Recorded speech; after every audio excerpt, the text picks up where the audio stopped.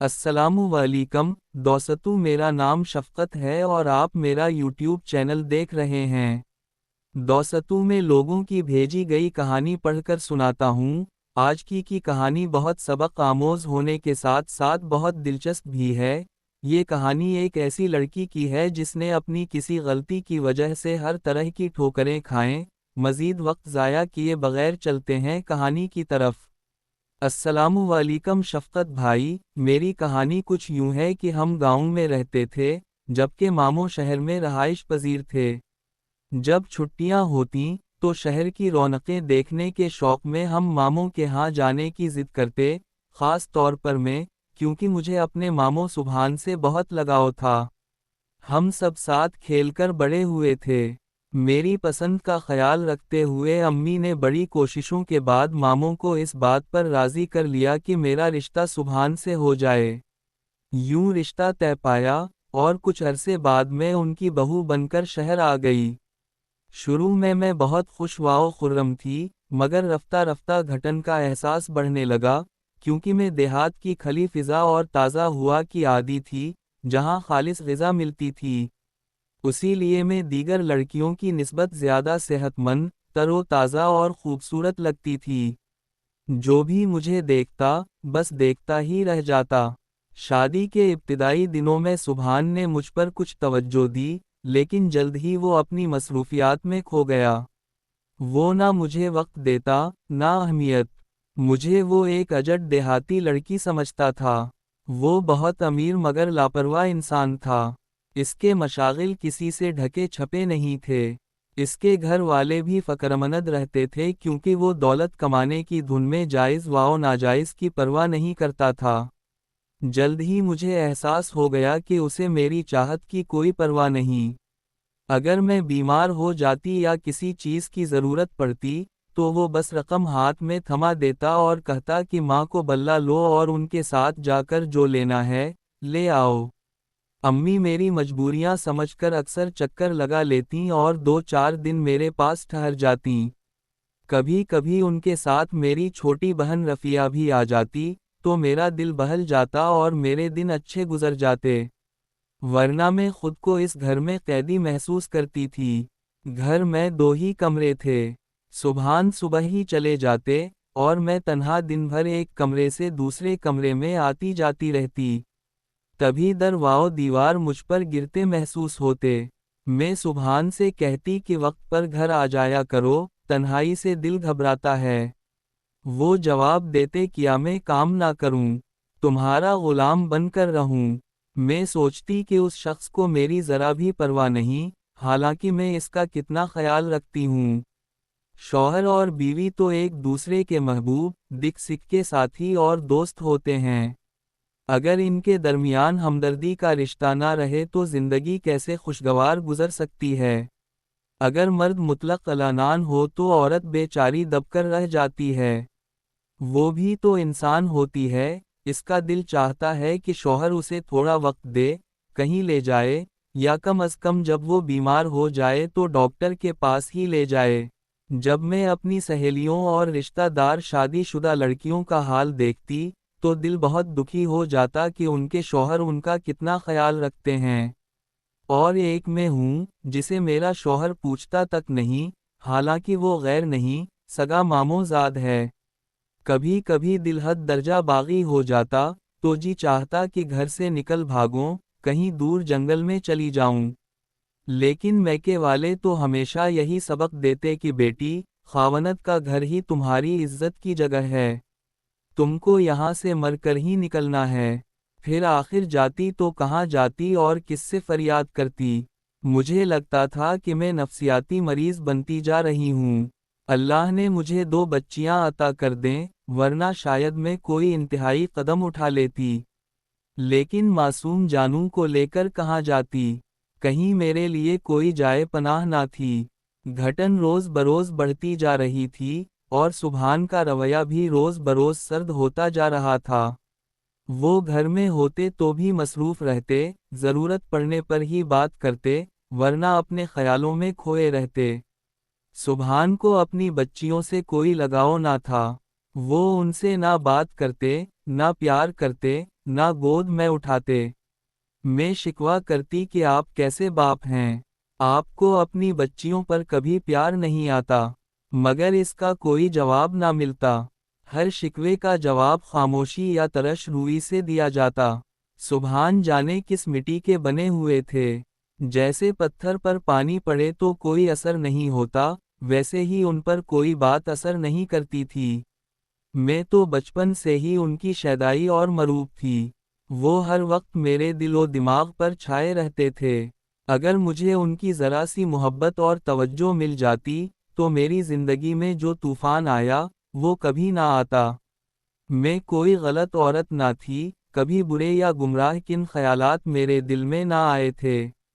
ہر دم دعا کرتی کہ خدا مجھے برے راستے سے بچائے، میں کوئی غلط قدم نہ اٹھا لوں۔ مگر ذہنی تناؤ اور تنہائی نے مجھے چڑچڑا بنا دیا تھا، یہاں تک کہ میں اپنی بچیوں سے بھی الجھنے لگی۔ آخر کو میں ایک جیتا جاگتا انسان تھی، مجھے بھی محبت کی ضرورت تھی۔ انہی دنوں ہمارے محلے میں نئے لوگ آ کر آباد ہوئے۔ ان کی ایک بیٹی، نیلم، میری ہم عمر تھی۔ اسے طلاق ہو چکی تھی، اس لیے وہ بھی تنہائی محسوس کرتی تھی۔ کبھی کبھار وہ میرے گھر آ جاتی، لیکن سبحان نے مجھے سختی سے منع کر دیا تھا کہ محلے میں کسی کے گھر نہ جاؤں۔ زیادہ تر کرائے دار لوگ رہتے تھے، اور سبحان کو ان کی اصلیت کا علم نہیں تھا، اس لیے وہ محتاط تھا۔ پھر ایک دن وہی ہوا جو نہیں ہونا چاہیے تھا۔ نیلم میرے گھر بریانی دینے آئی اور کہنے لگی کہ پڑوسیوں سے میل جول ہونا چاہیے، اسی لیے میں آئی ہوں۔ آپ بھی کبھی میرے گھر آئیں۔ میں نے اسے اپنی مجبوری بتا دی کہ میں کہیں نہیں جا سکتی، کیونکہ میرے شوہر نے منع کر رکھا ہے۔ البتہ، میں نے کہا کہ تم کبھی کبھار میرے پاس آ جایا کرو، اس سے میری تنہائی دور ہو جائے گی۔ نیلم بڑی ملنسار تھی، اور اچھی باتیں کرتی تھی۔ وہ ہفتے میں 2 بار میرے پاس آنے لگی، اور اس سے میرا دل بہلنے لگا، کیونکہ مجھے بھی کوئی بات کرنے والا مل گیا تھا۔ لیکن جب نیلم نے میرے حالات دیکھے، تو آہستہ آہستہ میرے کان بھرنے لگی۔ اس نے مجھے صلاح دی کہ تم اپنے شوہر سے طلاق لے لو اور کسی ایسے شخص سے شادی کرو جو تمہیں محبت دے سکے، ورنہ یوں ہی ساری عمر گھٹ گھٹ کر مر جاؤ گی۔ تمہارا شوہر ایک بے حس انسان ہے، اسے کوئی فرق نہیں پڑے گا کہ تم زندہ رہو یا مر جاؤ۔ بلا شبہ یہ نیلم ہی تھی، جس کی باتوں سے میرے اندر غلط قدم اٹھانے کی امنگ اور باطل خیالات پیدا ہوئے۔ ان دنوں مجھے بیٹھے بٹھائے چکر آتے، آنکھوں تلے اندھیرا چھا جاتا اور میں نیم جان سی ہو کر گر جاتی۔ سبحان کو بتایا تو انہوں نے حسب معمول رقم دے دی اور کہا کہ اپنی امی کے ساتھ ڈاکٹر کے پاس چلی جاؤ، میرے پاس وقت نہیں ہے۔ میں والدہ کو ساتھ لے کر ڈاکٹر کے پاس گئی۔ ڈاکٹر نے تاریخ دے دی کہ اس تاریخ کو تمہیں اسپتال میں داخل ہونا ہے۔ تمہارا چھوٹا سا آپریشن ہوگا، یہ ضروری ہے، اسی میں تمہاری بھلائی ہے۔ سبحان گھر آئے، میں نے پرچی ان کو دکھائی۔ فرمایا کہ مشکل ہے، میں تمہارے ساتھ نہیں جا سکتا، والدہ کس لیے ہیں؟ مجبورہ میں مقررہ تاریخ پر اسپتال میں داخل ہو گئی اور میری بچیوں کو نسلم نے اپنے پاس رکھ لیا۔ وارڈ میں فیمیل نرسوں کے ساتھ میل نرس بھی تھے۔ اس دوران ایک نوجوان بار بار میرے پاس آتا۔ اس کا نام مکرم تھا۔ وہ بہت خوش اخلاق، ہمدرد اور اچھی شکل والا تھا۔ وہ امی کو امی جان کہہ کر پکارتا اور کہتا کہ کسی قسم کی تکلیف یا کسی چیز کی ضرورت ہو تو مجھے بتائیں، میری ڈیوٹی آپ کے ہی وارڈ میں ہے۔ یوں وہ دن میں کئی چکر لگاتا۔ اس کی کوشش ہوتی کہ جو اس کے دل میں چھپا ہوا ہے، کہہ دے، لیکن جھجکتا بھی تھا۔ مجھے اندازہ ہو گیا کہ وہ مجھ سے کیا کہنا چاہتا ہے۔ اس نے مجھ سے پوچھا کہ آپ کے ساتھ صرف والدہ ہیں اور کوئی نہیں آیا؟ میں نے بتایا کہ میرے خاوند کو فرصت نہیں، دراصل ان کو میری پرواہ ہے اور نہ مجھ سے محبت۔ ان کی بلا سے میں جیوں یا مروں۔ دراصل میں دل جلی تھی، ہر کسی کے آگے دل کے پھپولے پھوڑنے بیٹھ جاتی تھی۔ اپنا ہو یا غیر، کوئی ذرا سی ہمدردی کرتا تو میں تمام احوال اسے کہہ سناتی۔ یہ بھی نہ سوچتی تھی کہ اس سے کوئی دوسرا غلط فائدہ بھی اٹھا سکتا ہے۔ آپریشن کے دن ڈاکٹر کے آنے سے پہلے مکرم نے مجھے انجیکشن لگانا تھا، مگر وہ خیالات میں کھویا ہوا تھا اور سرنج اس کے ہاتھ میں تھی۔ تب نرس نے اسے خیالات سے جگایا اور کہا، انجیکشن لگا دو، سوچنے کے لیے بہت وقت ہے۔ وہ دائیں ہاتھ سے انجیکشن لگا رہا تھا اور بایاں ہاتھ میرے سر پر، بالوں میں تھا۔ اس نے کہا، گنتی گنو، اور پھر میں نیند میں چلی گئی۔ جانے کیسے میرے منہ سے یہ الفاظ نکلے کہ اگر میں مر گئی تو تم میری قبر پر فاتحہ پڑھنے ضرور آنا۔ آپریشن کامیاب ہو گیا۔ میں جب ہوش میں آئی تو اس نے امی کو کہا، امی جان، دیکھیں، آپ کی بیٹی اس وقت مجھے ایسے کہہ رہی تھی۔ اس پر میں شرمندہ نہ ہوئی۔ جتنے دن میں اسپتال میں رہی، اس نے ہر طرح سے میرا خیال رکھا۔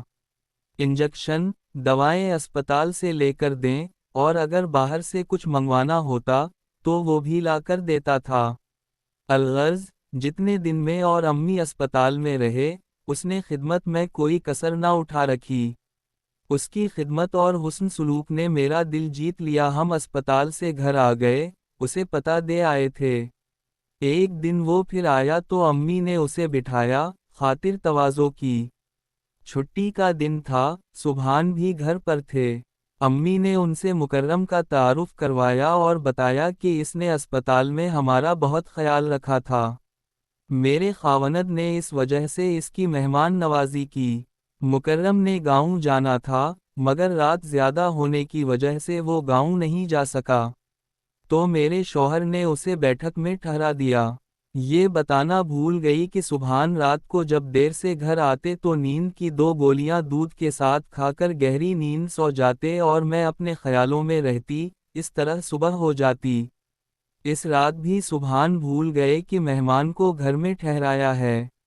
دودھ کا آرڈر دیا اور گولیاں ہاتھ میں تھام کر میرا انتظار کرتے رہے۔ مجھ سے کہا کہ کیا مہمان نے کھانا کھا لیا ہے؟ پھر گولیاں کھاتے ہی بستر پر لمبی تان کر سو گئے۔ مجھے بڑا دکھ ہوا۔ اتنے انتظار کے بعد بھی اتنی بے رخی کہ میرا دل زخمی ہو گیا اور میں نے سوچا کہ یہ بے حس شخص جہنم میں جائے۔ رات کو نیند نہ آ رہی تھی تو سوچا مہمان سے بات چیت کر لوں۔ لہٰذا دودھ کا گلاس بھرا اور مکرم جہاں سو رہا تھا، اس کمرے میں گئی۔ وہ جاگ رہا تھا۔ میں نے اصرار کر کے اسے دودھ کا گلاس دیا اور پھر اس سے باتیں کرنے بیٹھ گئی۔ جب میں نے گھڑی دیکھی تو رات کا 1 بجا تھا اور میرا شوہر غافل خراٹے لے رہا تھا۔ مکرم اور میں صبح 4 بجے تک باتیں کرتے رہے۔ صبح ہو گئی، مگر ہماری باتیں ختم نہ ہوئیں۔ میں نے اسے ایک ہمدرد دوست سمجھ کر سبحان کی ساری زیادتیاں رو رو کر بتائیں۔ اس نے کہا، ہاں، آج میں نے اپنی آنکھوں سے دیکھ لیا ہے، تم واقعی سچ کہہ رہی ہو۔ کوئی اس قدر غافل اور بے حس نہیں ہوتا جیسا تمہارا خاوند ہے۔ یہ واقعی تم سے محبت نہیں کرتا۔ 5 بجے اس کی بس جانی تھی، اس لیے وہ 4 بجے ہی چلا گیا۔ پھر اس کے بعد اس نے گاؤں سے واپس آتے ہی مجھ سے رابطہ کیا۔ میں نے اسے نیلم کا فون نمبر دیا تھا۔ وہ نیلم کے ذریعے مجھ سے فون پر باتیں کرتا تھا۔ اس نے مجھے طلاق لینے پر اکسانا شروع کر دیا اور وعدہ کیا کہ اگر تم نے خاوند سے طلاق لے لی تو میں تم کو ضرور اپنا لوں گا اور ہر طرح سے خوش رکھوں گا۔ میں نے حالات سے باغی ہو کر اس کا ساتھ نبھانے کا وعدہ کر لیا اور امی سے کہا کہ میں سبحان سے طلاق لے کر مکرم سے شادی کرنا چاہتی ہوں۔ امی اور گھر والوں نے مجھے بہت سمجھایا، عزت کے واسطے دیے، لیکن میں نہ مانی۔ ابو نے بچیوں کا واسطہ دیا، مگر میری ایک ہی رٹ تھی کہ بس، مجھے اب طلاق چاہیے۔ میں اس آدمی کے ساتھ اب نہیں رہوں گی، جو مجھے ایک پل کی خوشی نہیں دے سکتا۔ اتفاق سے انہی دنوں سبحان پر چرس فروخت کرنے کا کیس بن گیا۔ شاید ان کا تعلق ایسے گروپ سے تھا جو ناجائز کام کر کے دولت کماتے تھے۔ سبحان کو پولیس نے گرفتار کر لیا اور وہ جیل چلے گئے۔ اب ایسے حالات ہو گئے کہ مجھے اور زیادہ اپنے شوہر کے خلاف سوچنے اور بولنے کا موقع مل گیا اور میں نے ان کے ساتھ وابستہ نہ رہنے کی قسم کھا لی۔ اب تو لوگ بھی میرے ہم نوا ہو گئے کہ واقعی یہ بیچاری ایک مجرم کے ساتھ نہیں رہنا چاہتی تو اچھی بات ہے۔ وہ جیل میں تھے اور میں مکرم کے ساتھ آئندہ زندگی کے خوش آمد پروگرام بنا رہی تھی۔ یوں میں نے عدالت میں خلع کا کیس دائر کر دیا اور خلع حاصل کر کے سبحان کے جیل سے رہا ہونے سے قبل شادی کر لی۔ مکرم نے مجھے بہت اچھی طرح رکھا، میری بچیوں کو بھی حقیقی باپ کا پیار دیا۔ وہ بچیوں کو سیر کرانے لے جاتا، حالانکہ سوتیلے باپ اتنی شفقت نہیں کرتے لیکن مکرم کی طبیعت اور طرح کی تھی۔ 7 سال ہم ساتھ رہے، پھر اس کے گھر والوں نے اسے دوسری شادی کے لیے مجبور کرنا شروع کر دیا، کیونکہ اس کی خالہ زاد منگیتر اس کے انتظار میں بیٹھی تھی۔ والدین کے دباؤ سے مجبور ہو کر اس نے دوسری شادی کر لی۔ یہ شادی اسے اپنے رشتہ داروں کی وجہ سے کرنی پڑی کیونکہ وہ مکرم کی جان کو آ گئے تھے۔ میں یہ صدمہ نہ سہا سکی اور اس سے طلاق کا مطالبہ کر دیا۔ اس نے مجھے بہت سمجھایا کہ دیکھو ایک بار طلاق لے چکی ہو، اب دوبارہ ایسا قدم مت اٹھاؤ، ورنہ دنیا معاف نہ کرے گی۔ مجھے پتا تھا کہ اس کے رشتہ دار مجھے نہ بخشیں گے، اس لیے میں نے رو پیٹ کر اس کو مجبور کر کے طلاق حاصل کر لی۔ میں نے اسے سمجھایا کہ ایسا نہ ہو تمہارے خاندان والے میری اور میری بچیوں کی وجہ سے آپس میں الجھ پڑیں یا میری بچیوں سے دشمنی نکالیں۔ یوں اس کے نہ چاہنے کے باوجود میں نے طلاق لے لی۔ اب میں ادھر کی رہی نہ ادھر کی۔ چند دن میکے والوں نے رکھا، پھر مجھے ذلیل کرنے لگے۔ میرے اپنے مجھے تنے دیتے اور بچیوں سے بھی اچھا سلوک نہ کرتے تو میں 8 آنسو روتی تھی۔ یا اللہ، جذباتی ہو کر یہ میں نے اپنی زندگی کے ساتھ کیا کھیل کھیلا، اس سے تو وہی تنہائی بہتر تھی۔ کم از کم کھانے پینے کی تو فکر نہ ہوتی تھی۔ مجھے نہیں پتا سبحان کب جیل سے چھوٹ کر گھر آئے، شاید وہ میری خبر رکھتے تھے۔ کسی نے انہیں بتایا کہ تمہاری بچیاں ننیال میں ہیں اور ہر کوئی ان کو دھتکارتا ہے۔ اس بات سے ان کے دل پر گہری چوٹ لگی اور وہ اپنی بچیوں کو لینے میرے والد کے پاس آئے تو میرے گھر والوں نے بچیوں کی خاطر سبحان کو واسطے دیے کہ دوبارہ ملیحہ سے شادی کر لو۔ بہت کہنے سننے اور بچیوں سے ملنے کے بعد شفقت پدری نے جوش مارا تو بیٹیوں کی خاطر انہوں نے مجھ سے دوبارہ نکاح کر لیا تاکہ بچیاں جواب جوانی کی دہلیز پر قدم رکھنے والی تھیں، کہیں بھٹکتی نہ پھریں، بلکہ باپ کے گھر سے رخصت ہوں۔ یوں جہاں سے چلی تھی وہیں واپس آ گئی۔ سبحان نے میری غلطی معاف کر دی لیکن ان کی عادتیں وہی ہیں جو شروع سے تھیں۔ وہی رات دیر سے آنا اور پھر نیند کی گولیاں کھا کر سو جانا، لیکن میں اب صبر و شکر سے وقت گزار رہی ہوں کیونکہ سبحان نے اتنا کچھ ہونے کے باوجود مجھے قبول کیا۔ وہ کسی بات کا تنا نہیں دیتے، خرچہ بھی پورا دیتے ہیں۔ میں سمجھتی ہوں کہ یہی بہت ہے۔ بچیاں محفوظ ہیں اور سوکن کا عذاب بھی نہیں ہے۔ سسرال والوں کی دشمنی اور دھمکیوں سے بھی جان چھوٹ گئی۔ میری بہنوں سے درخواست ہے کہ ہر قدم سوچ سمجھ کر اٹھائیں، ورنہ عزت بھی جائے گی اور گھر بھی برباد ہوگا اور سب سے زیادہ نقصان بچوں کو ہوگا، جن کا مستقبل ایسے حالات میں داؤ پر لگ جاتا ہے۔